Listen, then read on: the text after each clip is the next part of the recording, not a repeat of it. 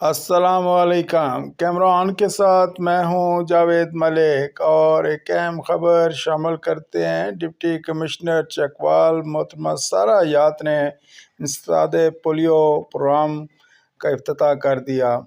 اس polio programme کے تحت ضلع بھر میں اس سال کی دوسری پولیو ویکسینیشن مہم کا آغاز 13 اپریل سے کیا جا رہا ہے۔ اس 4 روزہ مہم کے دوران 5 سال تک کی عمر کے بچوں کو حفاظتی ویکسینیشن کے قطرے پلانے کا ہدف مقرر کیا گیا، اور یہ ہدف جو ہے وہ تقریباً 2,55,377 بچوں کو ویکسینیشن جو ہے وہ لگائی جائے گی۔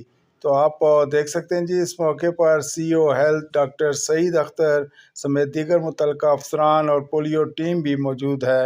ڈپٹی کمشنر چکوال نے اس موقع پر گفتگو کرتے ہوئے کہا کہ انسداد پولیو ایک قومی کاز ہے، اور حکومت نے اس کو مکمل خاتمے کے لیے مکمل طور پر پرعزم ہے۔ انہوں نے والدین سے اپیل کی کہ وہ اس 5 سال تک کے بچوں کو لازمی طور پر پولیو کے قطرے جو ہے وہ پلائیں۔